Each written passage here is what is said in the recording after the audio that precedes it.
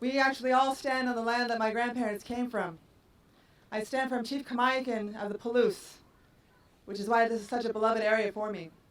And I always wonder oftentimes what he would say as when he was fighting for independence and sovereignty of this land, for his culture, his way of life, so that his grandchildren and his children's children, like myself, would be able to stand here and continue this battle here and today. And now his granddaughter is running for governor in the state of Idaho.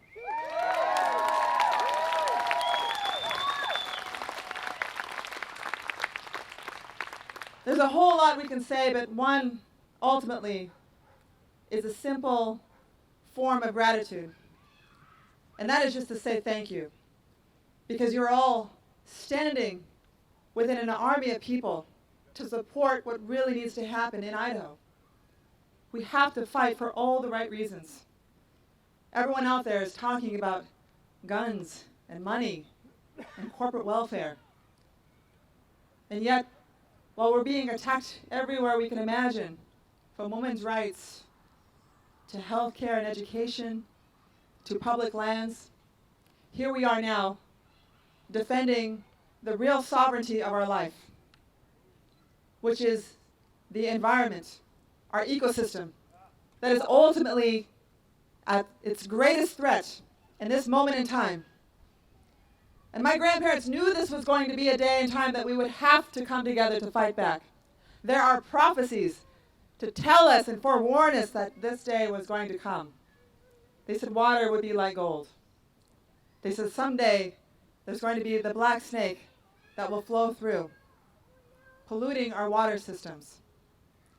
And it's unfortunate that we, the seventh generation, have to experience this, but we were prepared. I was prepared. My elders raised me. They taught me the language and the culture and the history so that I would never forget. So that their sacrifices, their losses, their suffering, their pain would not be in vain. And so I stand with all of you, relatives, united as one Idaho family and guests who come in to help us in this great fight, to understand what it means to truly be of this land and to protect Mother Earth for what she is. You have great organizations fighting for our orca.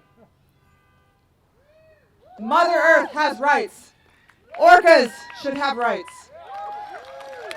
This may sound very radical, but mind you, as a businesswoman, someone who is also an economist looking out for jobs and the welfare of our future generations, we have to be mindful that we have to protect the environment first and foremost. If people want to be realistic, what would really help Idaho is saving our fish. We have the greatest advocate, and one of our ancestors who has now passed on, we called him Uncle Billy Frank. Many of us who knew him knew of his advocacy. He was a great champion. But before he passed on, he took me in, and he taught me the ways, and he said, this is why it's important. They do so much for our mountains. You know, these are our grandparents, he would say. And the water, you look at the water, how important that is to all of life. And then he would say, now the air. The salmon feeds the mountains to feed the trees, which produces clean air for us. Everything is connected. But you take out the anadromous fish, our salmon. You take that out of the equation of our health and welfare. Then you imbalance the structure and you make sure that you defend it, because if you don't, you are taking away our children's future. Now, as a mother of two sons, I stand here on their behalf because, like my grandfathers, Chief Moses and Chief Kamaikan, who fought for this land, they fought for good reason. They were selfless people, compassionate leaders who knew better. They knew that they had to take on this mantle to fight for the people and the greater good for a reason. And even as a businesswoman today, I act out of selflessness to ensure that my future generations, all of our children, are able to prosper in the same way that they did. But we cannot get there together. As governor, one of my plans is to decommission these 4 Snake River dams. But we have to do it with our entire society together. People in the region will know that Idaho is a true leader. Once we fight to get to the governor's office, Washington, Oregon, California, Alaska, everyone in the Pacific Northwest will understand how truly valuable Idaho is in protecting our salmon population. We have a lot at stake here. So much so, we have a ton to lose. But if we continue to just sit idle and stay silent, nothing changes. Every time I hear one person say that my vote doesn't matter, it breaks my heart. Because if people say this does not impact me, how does this impact my children? How will this in fact improve my life if I vote for you? I will have to remind them that as a true champion and advocate of the people, raised by elders for the people, then they will truly see. But I don't want to get to November 6th and half of our population sits out again. Because Idaho loses every election cycle, every time people are thrown off by these empty lies, empty promises by the Republican Party in this state. Now, mind you, I don't care about the party system. I'm not Democrat. I'm not Republican. I am Idahoan. I am indigenous. I am from here of the land. The bones of my ancestors are here of this land. So my heart and my roots, the blood of my people is here. And I'm thankful and honored to have this privilege to stand before all of you just to say as much. Because what I ask of everyone here is, even if you're not from Idaho, if you're from Washington, you're from California, you're from Virginia, Oregon, it does not matter. You can help us here in Idaho because this is ground zero. This right here, if you can change Idaho, you not only change the Pacific Northwest, you change the face of America. You will change the next generation for the better. Now my son, young Chief Kamaikan, he just turned 9 today. He is my grandfather's legacy. While he turns 9 today, I promised him I'd make it to his birthday up north. But I said, while he's turning 9, I'm going to honor him. Because every day people ask me, they say, we're going to be outmatched when it comes to dollar. I said, well, of course, we're humble people. I was raised in a very rural society on the reservation of the Coeur d'Alene tribe. And then they say, well, you're young. You've only served a few terms in the Idaho House. What do you know? I said, well, that's plenty of time.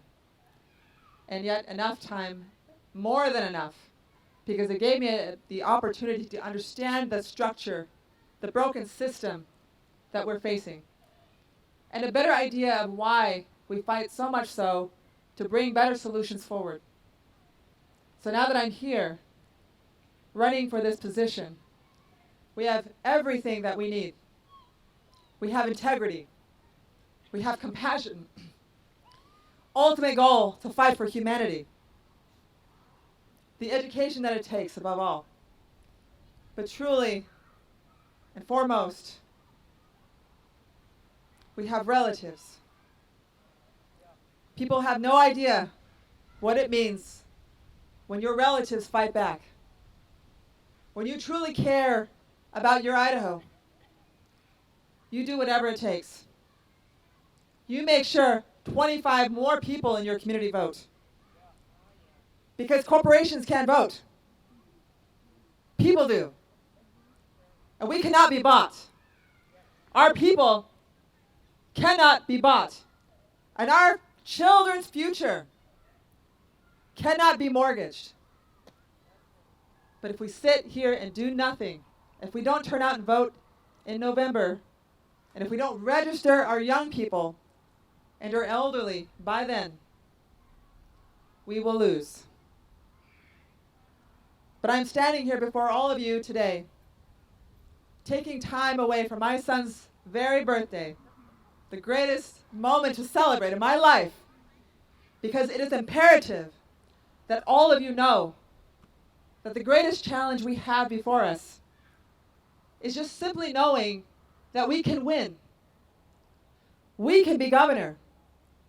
We can remove the dams. We can restore our ecosystem. We can save the region.